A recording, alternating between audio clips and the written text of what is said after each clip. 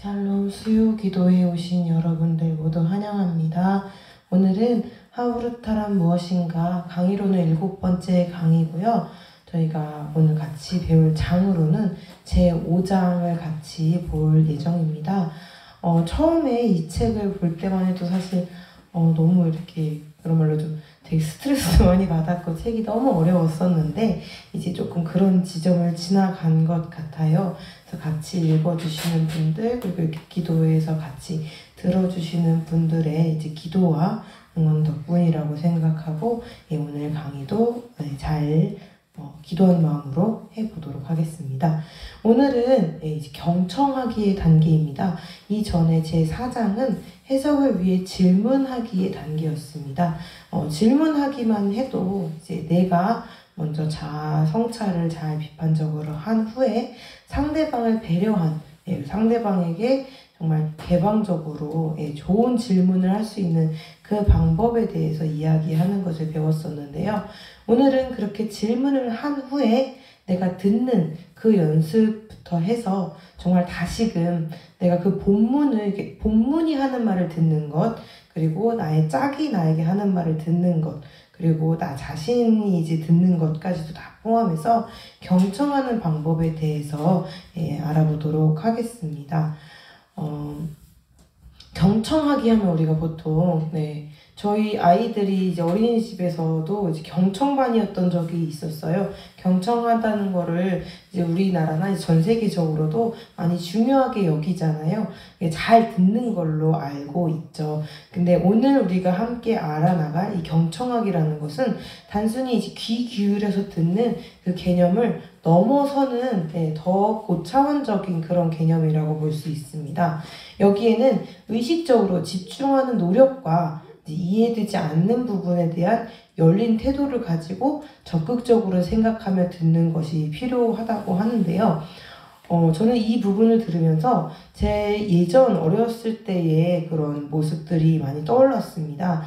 저는 사실 지금도 약간 그런 걸 제가 요즘 들어 이제 메타인지나 이런 거 하브루타를 하다 보니까 느끼게 되는데, 저는 기본적으로 사람의 말을 바로 듣고 바로 이해하는데 좀 많이 약해요. 지금 많이 이제 하브루타도 하고 아이들을 하고 이렇게 하면서 늘어났지만, 지난 강의 때도 말씀드렸지만 혼자 하는 거에 좀 익숙하다고 하잖아요. 그러니까 도훈이를 키우면서 도훈이의 모습 중에 나한테 있는 모습도 있다는 걸 좀 많이 느끼거든요. 그 단순한 이제 예로 하나가, 저는 이 경청하기의 개념에 대해서 저에게 이제 와닿게 되더라고요. 그러니까 저는 중고등학교 때나 이제 학교 다닐 때 항상 수업 시간에 정말 열심히 듣는 모범생이긴 했었어요. 근데 그 노트에 이렇게 말씀하시는 선생님들이 있잖아요. 선생님들이 농담하는 것까지 다 받아 적으라고. 그러니까 저는 그렇게 빡빡하게 진짜 모든 내용을 다 적는 사람이었거든요.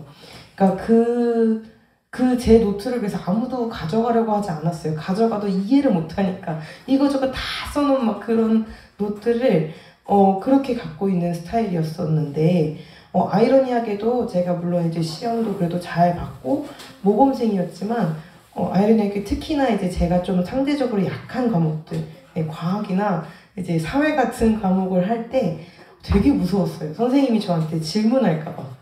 왜냐, 저는 그 수업을 이해 못했거든요.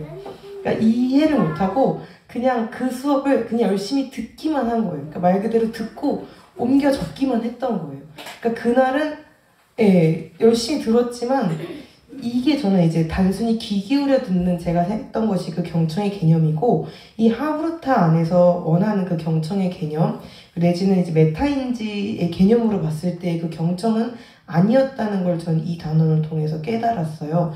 그러니까 저는 그렇게 노트를 한 거를 시험 기간에 다시 보면서 그날 수업의 이제 지금으로 치면 영상을 되감기해서 보듯이 그 노트를 보면서 그날의 영상을 다시 이렇게 되짚어 보면서야 그때서야 좀 정리를 해 나가거든요.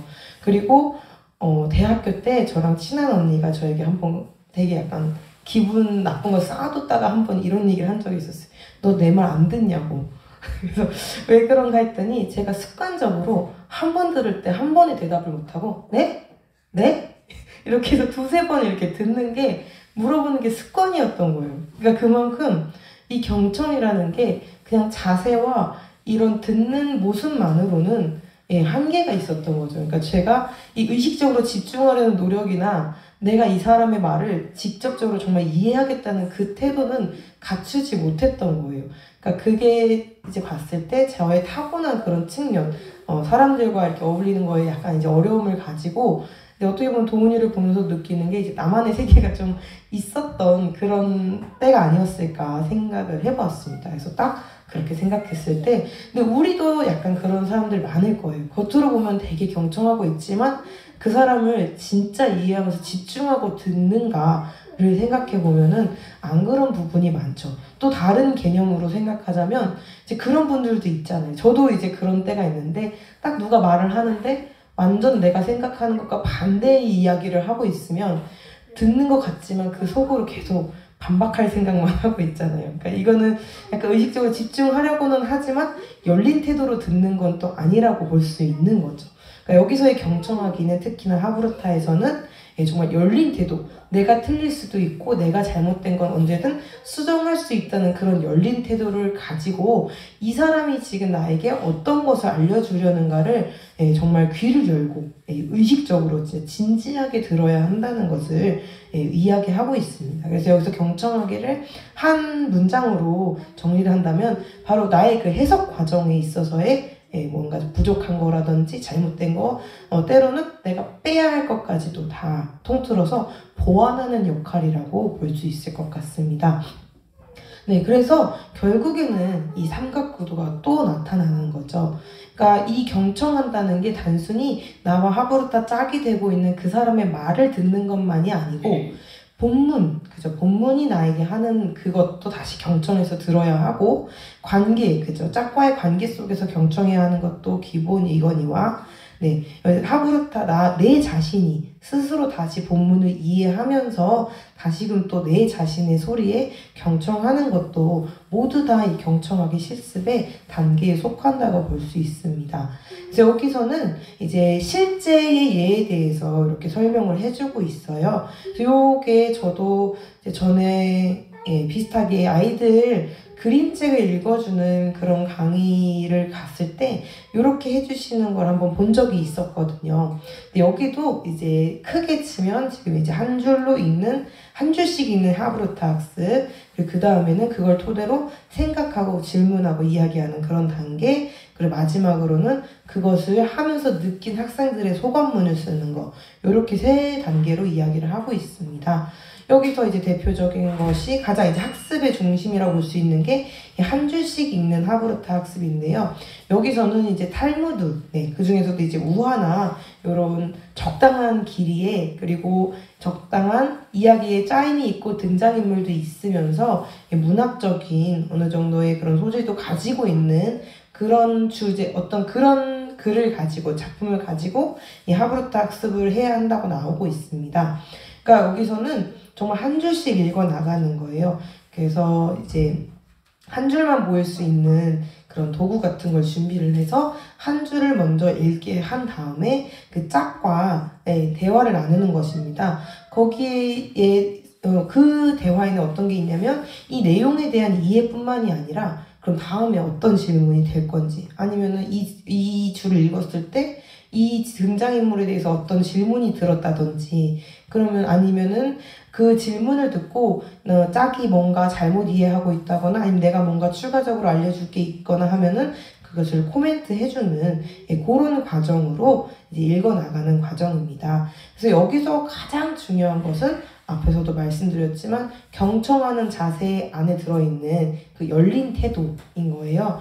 그러니까 이 서로 획득해 나가는 그 정보를 토대로 하나의 그런 시나리오를 완성해 나가는 과정인데, 당연히 이 둘 사이에서는 상반되는 해석이 나올 수 있죠.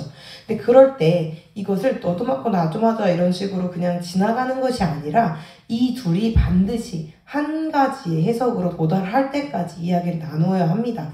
그러면서 이제 한쪽의 해석이 이제 더는 관련 이야기를 꺼낼 필요가 없다. 이제 이쪽이 완전 맞다는 그런 결론이 나올 때까지 논의를 해야 된다는 것도 강조하고 있다는 것이 저에게 좀 신기한 내용이었습니다. 사실 우리나라는 개념상 이제 아무래도 그 사람의 의견에 대해서 반하는 거를 자신에 대한 공격으로 받아들이는 측면이 아직도 많기 때문에 이런 토론이 조금 어렵기는 하겠지만, 포기하지 않고 정말 한 해석으로 딱 끝날 때까지만 이렇게 하는 것이 이 하브라타 학습의 완성이라고 나와 있었습니다. 그래서 제가 이것은 옮겨오지 않았지만 책에 보면은 이 생각하기에서 좋은 질문을 만들어 놓은 예가표로 만들어져 있어요.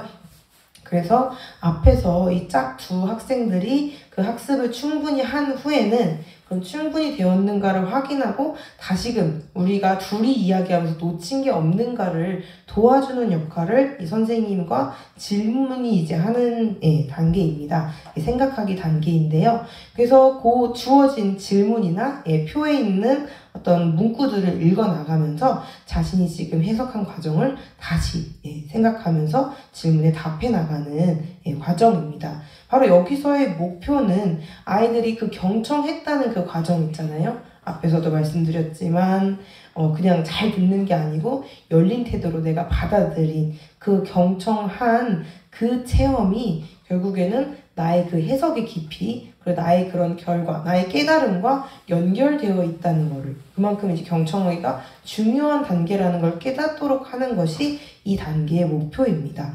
그래서 단순히 어떤 문장을 읽고 그거에 대해서 질문하고 답하고 이런 걸로 끝나는 것이 아니고, 이 모든 것을 종합해 나가면서, 그러니까 본문에 있는 내용 자체, 그리고 그걸 통해 나온 질문이나 어떤 결론, 그리고 그것과 별개로 내가 경청했던 모든 것들을 다 종합해서 전체적인 본문의 의미를 생각하고 정리하는 시간을 주는 것이 필요합니다. 이렇게 해서 마무리를 하고 나면 이제 학생들의 소감문을 쓰는 단계가 되는 것이죠. 여기서 이제 아이들이 우리가 소감문 쓰듯이 우리도 이제 스피치 발표하거나 했던 것처럼 그런 소감문을 이야기하는 것인데, 이 소감문을 쓰는 단계에서 책 본문 안에는 오히려 선생님들이 이것을 해나가면서 깨달았던 두 가지, 여태까지 우리가 본문을 읽거나 아니면 어떤 공부를 할 때 놓쳤던 두 가지 것에 대해서 설명한 것이 있었습니다. 첫 번째는 바로 이제 학생들이 본문을 대할 때마다 그 요점을 파악하는 데만 주력하는 경향이 있다는 것입니다. 그것은 아마 이제 비단 학생들뿐만 아니라 어른들이나 이제 사람들 대개가 다 그런 것 같아요. 요즘은 특히나 바쁜 세상이니까 뭔가 요점을 빨리 딱 알아서 파악하고 가고 싶은 그런 마음이 있죠. 그래서 그런데 여기서 이야기하는 것은 이 깨달음이라는 거는 본문을 다 읽거나 요점을 알아야만 오는 것이 아니라 본문을 읽는 중간중간에 여러 단계에서도 얻어질 수 있다는 것을 배울 수 있다고 이야기하고 있습니다. 저는 그래서 이걸 보면서 개인적으로는 이제 아이들과 D6를 할 때, 학생들과 D6를 할 때 본문에 그저 목사님이 설교하신 그 주제라든지 본문에서 일깨우고자 하는 주제가 아닌 곳에서도 가끔씩 아이들이 깨달음이나 은혜를 얻을 때가 있잖아요. 그래서 저희가 지금 아이들에게 늘 쓰라고 하는 것 중에 내가 생각한 핵심 단어를 쓰라고 하는데, 요것이 바로 이제 요점에선 살짝 벗어나지만 나에게는 어떤 다른 깨달음이 충분히 올 수 있다는 거에 대해서 이야기하는 것이 아닐까 했습니다. 그리고 두 번째는 중간 단계의 분석이나 해석 없이 이야기 전체를 끝까지 읽으면 학생들이 그 이야기가 중요한 문학적 측면들을 놓치기 쉽다는 것입니다. 저는 이제 제가 요즘에 이제 고전도 조금씩 읽어나가보고 책을 이제 보통 한 권을 한 달에 걸쳐서 조금씩 읽어나간 지 좀 됐거든요. 근데 사실 저도 이게 제가 자꾸 옛날 제 얘기하고 이제 이입해서 얘기하다 보니까 그런데, 저도 제 경험에 이제 빗대서 얘기하는 거니까 좀 제 얘기가 많아도 양해해 주세요. 저는 사실 저도 이제 공부량이 많아지던 시절부터 이제 책을 이렇게 읽기 시작했던 것 같아요. 제가 남이 봤을 땐 책을 되게 많이 읽었거든요. 사람들이 좋다고 하는 책은 다 이제 읽어보고 싶으니까. 근데 저는 항상 어떻게 읽었냐면, 받으면은 이렇게 쫙 봐서 앞에 챕터가 있잖아요. 그럼 챕터별로 그 챕터의 앞 2장씩만 읽어나갔어요. 그러면 1시간 안 걸려서 끝나요, 어떤 책이든. 근데 사실 어떤 책이든 크게 보면 내 예상을 벗어나는 줄거리는 크게 없잖아요. 특히나 고전이라든지 유명한 책은 내가 대충 알고 있는 내용도 많을 뿐더러 그냥 그렇게 줄거리만 대체적으로 이렇게 흘러가는 것만 읽어도 다른 사람들에게 이 책에 대해서 읽은 척, 아는 척 하는 데에는 문제가 없거든요. 그러니까 제가 항상 이렇게 요점 파악하는 데만 주력했었고 뭔가 한 번에 딱 끝까지 읽는 거, 중간중간 깊게 읽는 것을 되게 못했었어요. 그런데 이것이 제가 요즘에서야 느리게 읽어나가고 성경도 이제 번역도 그렇고 아이들과 할 때도 항상 구절이잖아요. 그러니까 이렇게 천천히 읽는 버릇을 좀 들이다 보니까 이 이야기가 어떤 이야기인지 알 것 같더라고요. 이것이 이제 이야기의 중요한 문학적 측면이라는 것이 왜 필요하냐. 사실 성경도 그렇잖아요. 우리가 성경 그냥 딱 얘기하면 솔직히 간단히 이야기하면 성경 다 볼 필요 없죠. 어차피 성경은 하나님의 말씀이고 하나님이 우리를 사랑하셨고 예수님이 우리를 위해서 우리 죄를 대속하셔서 이렇게 하는 은혜를 베푸셨다. 그렇게 몇 문장으로 나올 수도 있어요. 그렇게 되면 사실 안에 성경을 다 읽을 필요는 없죠. 그렇게 생각하면. 그럼에도 우리가 다 성경을 조금씩 읽어 나가야 하는 것이 바로 이 이야기의 부분의 측면인 것 같아요. 크게 보면 위에 나와 있었던 이 깨달음, 그 구절구절이 주는 나만의 그 깨달음도 있고, 이제 이것이 저는 두 번째가 아이들이나 이제 학생들, 그리고 여기서 이제 하브루타를 하는 모든 사람들이 가질 수 있는 그 여러 가지 학습의 흥미도 면의 차이를 이야기한 것 같다고 생각을 했어요. 그러니까 아까도 이야기했지만 성경도 그렇고 모든 책도 그렇고 크게 보면 사실 모를 게 없거든요. 그러니까 재미가 없고 내가 아는 거 왜 또 읽어야 돼? 이렇게 생각할 수 있다는 거예요. 근데 이렇게 중간중간 잘라가고 해석하면서 읽어나가다 보면 앞에 이제 했던 그 읽는 방법처럼 한 줄씩 읽어 나가다 보면 여기서는 만약 한 줄을 읽고 어떤 예측을 했는데 그 예측이 뒤집히거나 아니면 내가 생각한 해석이 잘못됐다는 걸 이제 경험해 나가면서 내가 아는 것이 항상 확실한 건 아니구나. 내가 모르는 게 확실히 많구나. 이런 겸손한 내지는 내려놓음을 겪게 되면서 내가 내 나름으로 다시 그것을 깨뜨리고 풀려고 애쓰는 만큼 그런 이야기 전개, 앞으로의 전개나 이 앞으로의 이야기가 나에게 주려고 하는 이야기가 뭔가에 대한 기대감이 자발적으로 생겨나기 때문에 이제 그런 다른 도구가 없어도 나 자신이 스스로 그 본문에 몰두할 수 있는 상황으로 갈 수 있다는 거죠. 이 이야기도 결국엔 다 문학이고 사람들이 흥미롭게 접할 수 있는 그런 학습의 분야이기 때문에 그런 학습적으로 자발적인 흥미를 느낄 수 있는 그 부분에 대해서 이야기를 한 것 같습니다.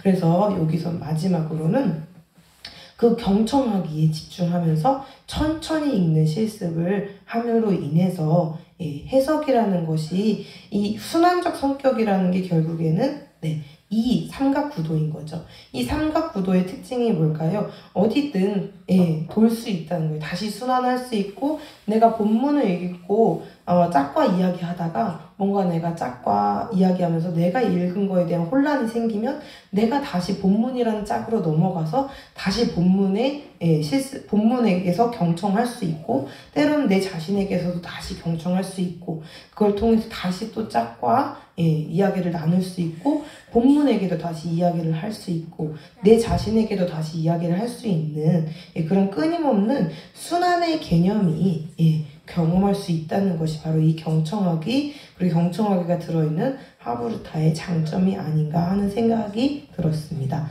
그래서 이걸로 오늘의 발표를 마치도록 하겠습니다. 감사합니다.